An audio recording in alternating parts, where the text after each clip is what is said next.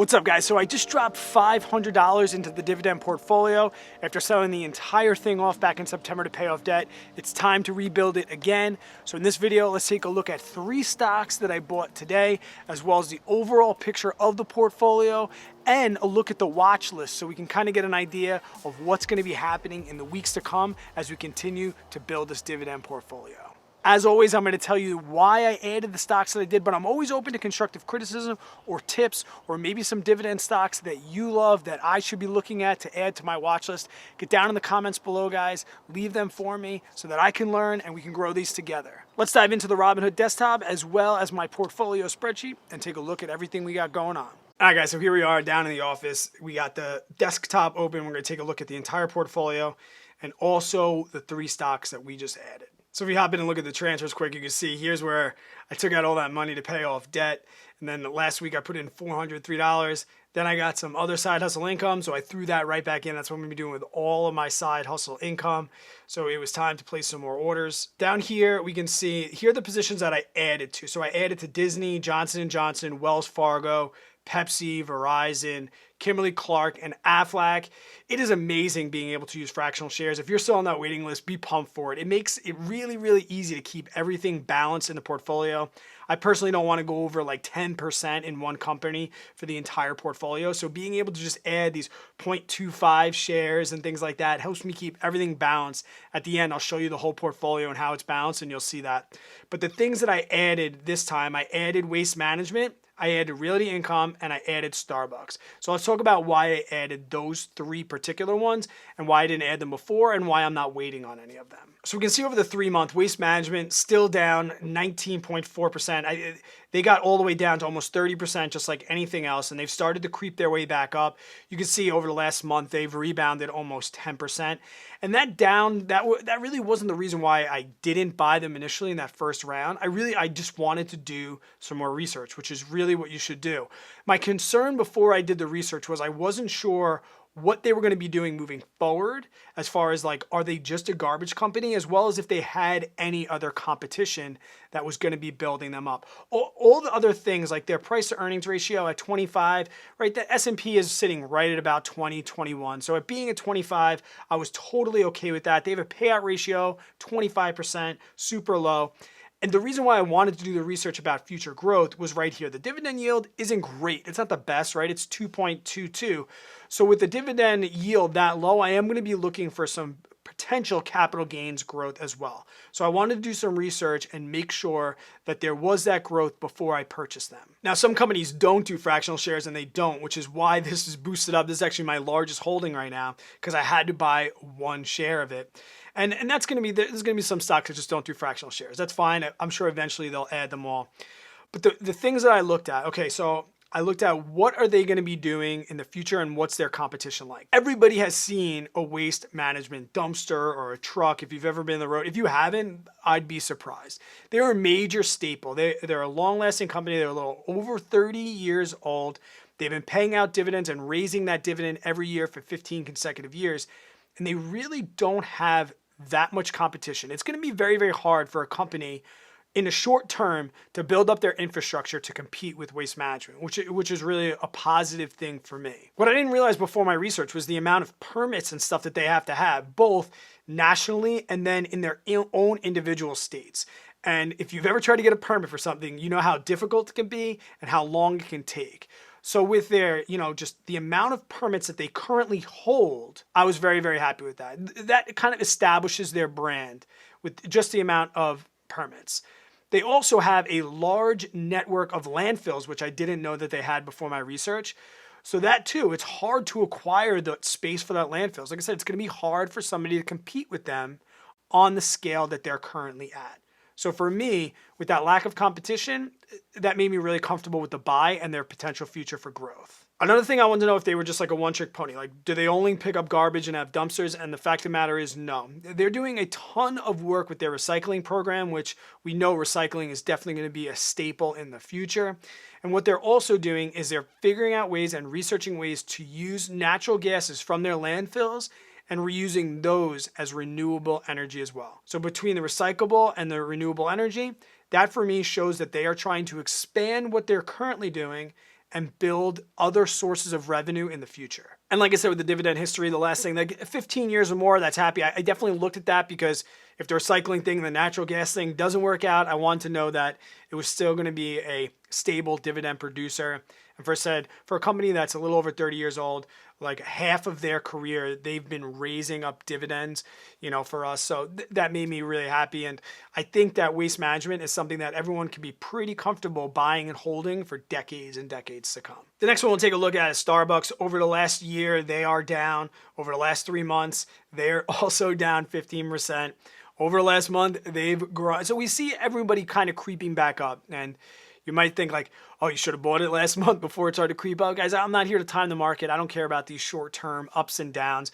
I care about the dividend growth over time. So I'm not really worried about like the small changes in price over the month or 3 months. And yes, 10% is a little more than small, but I'm not too concerned with it because these are all companies that I am going to hold forever. Price to earnings ratio, they've always been slightly overvalued, 26.28. It's low dividend yield again. So once again, I'm looking for future growth on the capital gain side, as well as a stable dividend. Now we know that Starbucks is a pretty stable company. They take very, very few lumps, which is going to be good. And one of the lumps that they've taken over the last decade is them trying to expand into China. They're very open with the fact that they have failed trying to expand in China over the last couple of years.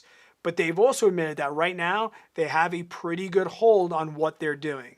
Now with everything going on, especially based in China, that was probably one of the major reasons why their stock dipped so much in the last couple of months. But now those markets are going to be opening and we're going to see that Starbucks stock price start to raise again. I just feel like they have so much room to expand into markets. I mean, look at China, 1.4 billion people. It's not crazy to think that in our very, very near future, there's going to be more Starbucks stores in the country of China than here in the United States. And that's just one major emerging market that they can go into, right? So they can continue to grow with just their coffee business for a long time without really needing any other things. But do they have other things? Yes. They're working on roasting their own beans and opening those housings for roasting. And also, they have just scratched the surface with expanding into food, right? They offer some food things now, but I think over time, we can see their food menu growing exponentially, which is going to increase earnings for them. Their payout ratio is right around 26% too, so they also have some room to grow their dividend. I think they will grow it once they get established in China. They spent a lot of money trying to get into there, and they've also taken some losses as well. So I think once China stabilizes, we're going to see them start to increase that dividend up for us. With that low payout ratio, I think we'll be okay. And over the next 5, 10, 15, 20 years, I don't think we're going to have any problems with Starbucks at all. And the last one we added isn't actually a stock. It is a REIT. Guys, before you invest in REITs, please look up the difference between an unqualified and a qualified dividend. They are taxed differently. A lot of people like to keep REITs in something like a Roth IRA. But for me, at such a small size of a portfolio, it's okay right here for now. But guys, remember that if you hear a REIT or you're going to invest in a REIT, make sure you do your research. They are different than stocks and ETFs. Now, Realty Income down here, 37.51 is the PE ratio, a pretty good dividend yield. So what's with the overvalue? Like, why would I buy it at such a high PE? The reason I added it right now is because I feel like REITs, they can really survive volatile markets. We've seen it just with Realty Income. They pretty much got through the dot-com scare in the early 2000s, as well as the 2008 financial crisis, pretty much unscathed, all right? They can exist in all types of markets. And right now, we're in a pretty volatile market, which made them very attractive to me. They also pay a monthly dividend, which I got to admit was a little attractive. It's nice to know that, a lot of them come in quarterly, but it's nice to know I'm at least going to get a little something every single month. That definitely made it more attractive. But also, guys, their track record. REITs have, I feel like, recently come onto the scene. They're finally starting to get some exposure. But Realty Income and this REIT has been around for a long, long time. They've been raising up their dividends annually for 25 years. And Vanguard themselves owns 16% of this company. So if Vanguard's on board, I'm on board. And we know just because what they've done in the past doesn't necessarily mean what they've done in the future. So I definitely look to see what's going to be happening with them in the future. So some things I looked at. Right now, they're keeping a 75 to 25 equity to debt ratio. So a low amount of debt compared to equity. I'm okay with that. That is a fine ratio for me. Their list of tenants is also very, very strong. These are companies that are not going away and are also diversified among all of the financial sectors. So with that low amount of debt and the amount of diversity they have and the tenant list that they have, these companies that are not going anywhere and not being too strong in one particular sector, I'm really, really happy with them. Now, other people would say, like, look at how high their payout ratio is. Now, guys, they are required to give a certain percentage of their profits in the form of dividends. So all REITs are going to have a really, really high payout ratio. But compared to other REITs, theirs are still lower than others. So there is going to be some room to grow, not only on the capital gain side, but on the dividend side as well. Like I said, they've been raising dividends up for 25 years now, and I really feel like that's going to continue to happen in the future. If you agree or disagree with any of those three, let me know down in the comments. Like, I'm here to learn as well, and I'm very curious to what you have to say. So I'm one of those guys, I could take constructive criticism if you have something to say. So right now, let's look at the overall portfolio. This is my portfolio spreadsheet. I have all my companies, the amount of shares. I have the current price. Right now, it's in red if it's more expensive than my average cost. So I kind of look at this to see if I can average down in the future, the 24-hour change. And then we have the percentage of the portfolio, the dividend portfolio, and the percentage of my overall portfolio. You can see these are my two Roth IRAs, my wife and myself. So the dividend portfolio right now, less than 4% of my total non-tax deferred investments. So that's not too bad. You see waste management, 10% is about as high as I want to go. So next month, when I take some more of my side hustle income, I'm going to start to build some of these up to balance everything else. And then we're going to look down here at this watch list, and I'm going to add probably 3 to 5 more stocks at the end of this month. The ones I have highlighted here in yellow are the ones that I'm really, really focusing on and I'm looking at, and that's kind of what I'm narrowing down. M&T Bank, Coca-Cola, 3M, AT&T, Prudential, Pfizer, and Caterpillar. Guys, if you have any opinions on those, please leave them down.